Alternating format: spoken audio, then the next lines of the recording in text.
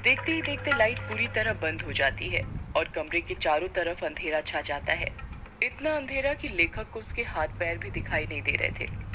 ये हो क्या रहा है आज? कहीं वो आ तो नहीं गई? नहीं नहीं, ऐसा नहीं हो सकता, वो नहीं आ सकती। लेखक ने खुद से इतना ही कहा था कि तभी कमरे का दरवाजा जो बंद था वो अपने आप खुल जाता है। दरवाजे के बाहर से हल्की सी सफेद रोशनी आ रही थी। लेखक जल्दी जल्दी बैसाखी के सहारे दरवाजे के पास जाने लग जाता है। तभी कोई उसका पैर पकड़ लेता है और वो धड़ाम से नीचे गिर जाता है। मेरा पैर! लेखक धीरे धीरे अपने पैर की तरफ देखने लग जाता है, पर अंधेरा इतना ज्यादा था कि उसे कुछ दिखाई नहीं दे रहा था।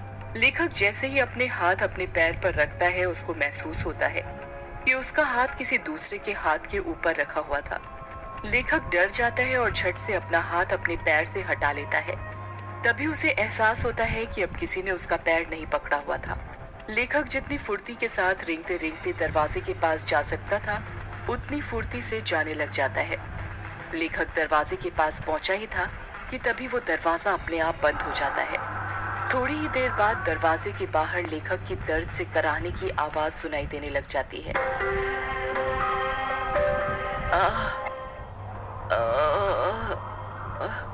कौन हो तुम? मैं यक्षिणी, तेरी मौत। कुछ देर तक लेखक और यक्षिणी की बातें चलती हैं, पर उन दोनों की बातों की आवाज दरवाजे के बाहर नहीं आ रही थी। कुछ देर बाद लेखक की एक जोर से चीख सुनाई देती है। ये एक ऐसी चीख थी जो दिल को दहला कर रख दे। अगले ही पल दरवाजे के नीचे से लेखक का खून बहकर दरवाजे के बाहर आने लग जाता है। 13 साल बाद ट्रेन जो कि तेज रफ्तार के साथ पटरी पर भागी जा रही थी, ठीक उस तरह जिस तरह हमारी जिंदगी भागती है। फर्क कितना है, ट्रेन स्टेशन आने पर रुकती है, पर हमारी जिंदगी कभी नहीं रुकती है जब तक हमारी सांसें ना रुक जाएं। युग, जिसकी उम्र 26 साल, गोरा रंग, चेक शर्ट, ब्लैक पैंट पहनकर विंडो सीट पर बैठा हुआ था और अपने कानों में हेडफोन डालकर पॉकेट एफएम पर भूतिया कहानी मेघ एक श्राप सुन रहा था। कहानी सुनते ही युग विंडो के बाहर दिख रहे मेघालय के गारो पहाड़ की हसीन वादियों का मजा ले रहा था। वही गारो पहाड़ जिसका नामकरण तिब्बती तथा बर्मी जनजाति गारो पर हुआ था। गारो पहाड़ नीस चट्टान का बना हुआ था। पहाड़ों को चारों तरफ से सफेद बादलों ने घेर लिया था, जिन्हें देखकर ऐसा लग रहा था कि पहाड़ों ने बादलों की सफेद चादर ओढ़ कर रखी हुई हो। उन्हीं बादलों को देखते देखते युग की आंख लग जाती है। अभी थोड़ी देर पहले युग की आंख लगी ही थी कि तभी उसे एहसास होता है कि कोई उसका हाथ छू रहा था। कोई बार बार युग का हाथ पकड़कर हिला रहा था। युग बौखलाहट के साथ उठ जाता है और जब अपनी आंखें खोलता है तो देखता है कि उसके चेहरे के जस्ट सामने एक बुढ़े का चेहरा था, जो बड़ी बड़ी आंखें करके उसे घूर रहा था। उस बूढ़े ने सफेद मटमैली सी धोती पहनी हुई थी। उसके हाथ पैर कंपकपा रहे थे। युग सोचने लग जाता है, पहले तो ये बूढ़ा मेरे सामने नहीं बैठा था, ये पूरी सीट खाली थी, अचानक कहां से आ गया? अगले ही पल युग खुद ही इस सवाल का जवाब ढूंढ लेता है और मन ही मन सोचता है, लगता है जब मेरी आंख लग गई थी तभी आकर बैठ गया था। युग गुस्सा करते हुए कहता है, ये क्या हरकत है बाबा? वो बूढ़ा खांसते हुए कहता है, माफ करना बिटुआ, पर क्या करूं, तुमसे कुछ काम था इसलिए तुम्हें उठाना पड़ा।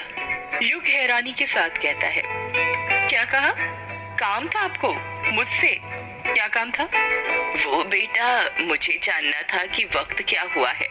ये बात सुनकर युग का दिमाग घूमने लग जाता है और वो गुस्से के साथ अपनी घड़ी में देखते हुए कहता है, 11 बजने वाले हैं। अच्छा, मतलब 1 घंटे बाद मेरा स्टेशन आ जाएगा। युग कुछ जवाब नहीं देता और उस बूढ़े को घूरने लग जाता है। वैसे बिटुआ, तुम कहाँ पर जा रहे हो? युग उस बूढ़े के सवाल का जवाब देते हुए कहता है, वो मेहंदी पथार जा रहा हूँ। मतलब तुम भी मेहंदी पथार जा रहे हो? युग उस बूढ़े के सामने उंगली करते हुए कहता है, मतलब आप भी? हाँ बिटुआ, चलो अब सफर आसान हो जाएगा। जब कोई बात करने वाला मिल जाता है तो सफर जल्दी कट जाता है। तुम मेहंदी पथार में कहाँ जा रहे हो? मेहंदी पथार से 5 किलोमीटर दूर ही बंगला मुडा गांव है ना, वहीं पर जा रहा हूँ। बंगला मुडा में तुम्हारे रिश्तेदार रहते हैं क्या? नहीं, बंगला मुडा गांव में तो नहीं, पर रोंका मुचा गांव में रहते हैं। अरे ये क्या बात हुई बेटा, जब तुम्हारे रिश्तेदार रोंका मुचा गांव में ही रहते हैं तो फिर तुम बंगला मुडा गांव क्यों जा रहे हो? इस सवाल को सुनकर युग खामोश हो जाता है। ऐसा लग रहा था जैसे उस बूढ़े ने युग की दुखती नब्ज पर हाथ रख दिया था। कुछ ऐसा पूछ लिया हो जिसका जवाब वो शायद अपने आप को भी नहीं देना चाहता था। बूढ़ा अपनी बात को आगे जारी रखते हुए कहता है, चलो नहीं बताना तो मत बताओ, बंगला मुडा में कहाँ रुकने वाले हो? बंगला मुडा गांव के बाहर जो ग्रेवयार्ड कोठी पड़ती है ना, उसमें ही रुकने वाला हूँ। वो बूढ़ा हैरानी के साथ कहता है, वो अंग्रेजों की जमाने की कोठी जिसे कब्रिस्तान पर बनाया गया था? हाँ वही ग्रेवयार्ड कोठी, पर वो तो पिछले 13 साल से बंद है ना? हाँ बंद है, पर अब नहीं रहेगी। मैं आज रात ही उस कोठी को खोल दूंगा। नहीं बिटुआ, ऐसा मत करना। तुम्हें उस ग्रेवयार्ड कोठी के बारे में पता नहीं क्या? क्या नहीं पता? आप साफ साफ कहेंगे क्या कहना चाहते हैं? अगर तुम बचपन में उस गांव में रहे हो तो ये तो पता ही होगा कि यक्षिणी किश्नोई नदी के पास भटका करती थी। युग उस बूढ़े की बात का कुछ जवाब नहीं देता है। वो गौर से उसकी बातें सुन रहा था। वो बूढ़ा अपनी बात को आगे जारी रखते हुए कहता है, तुम्हें पता है उस यक्षिणी के एक नहीं 2 ठिकाने थे। पहला किश्नोई नदी और दूसरा ग्रेवयार्ड कोठी। युग हैरानी के साथ कहता है, क्या कहा? ग्रेवयार्ड कोठी? हाँ ग्रेवयार्ड कोठी। गांव के लोगों ने कई बार यक्षिणी को ग्रेवयार्ड कोठी के पास भी भटकते देखा था। यक्षिणी हर पूर्णिमा और अमावस्या की रात मर्दों के साथ संभोग करके उनके दिल का खून चूस कर उन्हें मार दिया करती थी। इसका मतलब पापा ने बचपन में जो कहानी मुझे सुनाई थी वो कहानी नहीं बल्कि हकीकत थी। बिटुआ, किस कहानी की बात कर रहे हो तुम? बूढ़े की बात सुनकर युग अपने अतीत की यादों में खो जाता है। उसको याद आता है वो पल जब वो 10 साल का था और अपने पिता से बातें कर रहा था। पापा पापा क्या कर रहे हो आप? युग ने प्यार से पूछा। कुछ नहीं बेटा, कहानी लिख रहा हूँ। युग के पिता ने टाइपराइटर पर कहानी टाइप करते हुए कहा। क्या कहा पापा? कहानी? कौन सी कहानी लिख रहे हैं पापा? यक्षिणी की कहानी बेटा। पापा मुझे भी यक्षिणी की कहानी सुनाइए ना। नहीं बेटा, तुम अभी छोटे हो, तुम डर जाओगे। जब बड़े हो जाओगे तब सुनना, ठीक है? युग उदास हो जाता है और मुंह बनाते हुए कहता है, प्लीज पापा सुनाइए ना, मैं नहीं डरूंगा, प्रॉमिस। और आप ही कहते हैं ना कि अब तो मैं बड़ा हो गया हूँ और बड़े बच्चे डरते नहीं हैं बल्कि डराते हैं, तो प्लीज पापा मुझे यक्षिणी की कहानी सुनाइए ना। युग जिद करने लग जाता है और युग की जिद के आगे उसके पापा हार मान जाते हैं और उसे यक्षिणी की कहानी सुनाने लग जाते हैं। कहते हैं ये जो अपनी किश्नोई नदी है ना, बहुत सालों से वहाँ पर यक्षिणी डायन रहा करती थी।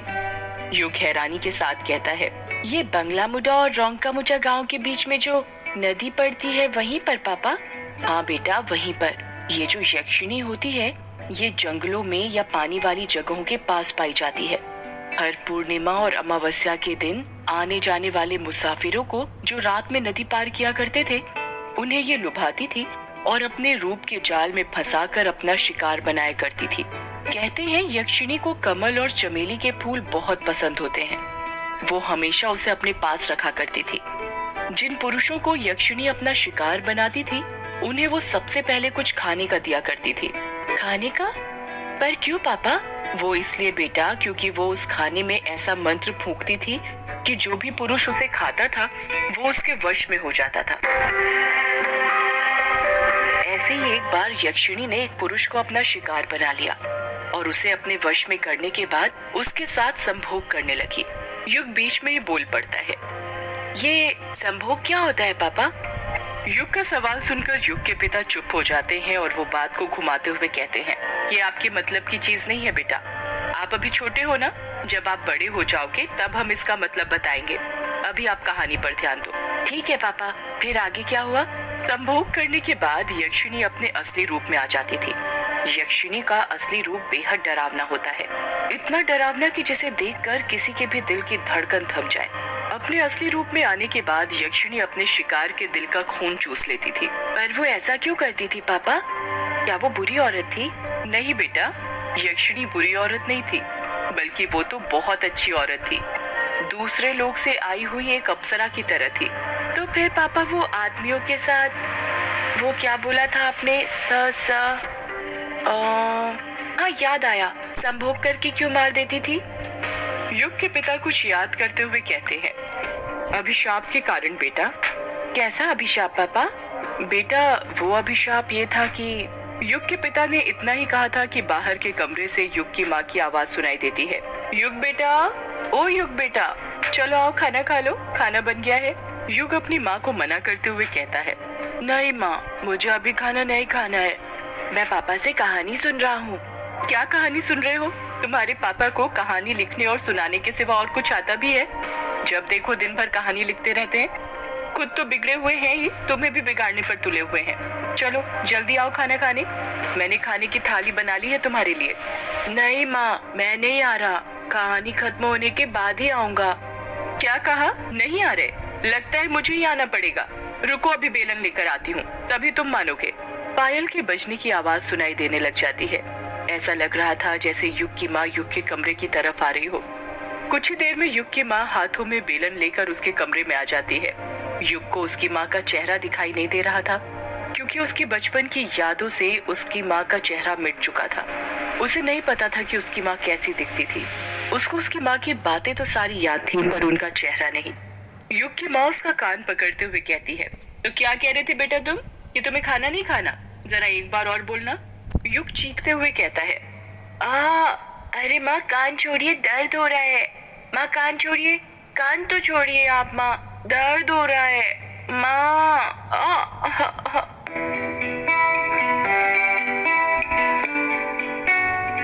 माँ कहते हुए ही युग अपने अतीत की यादों से बाहर आ जाता है।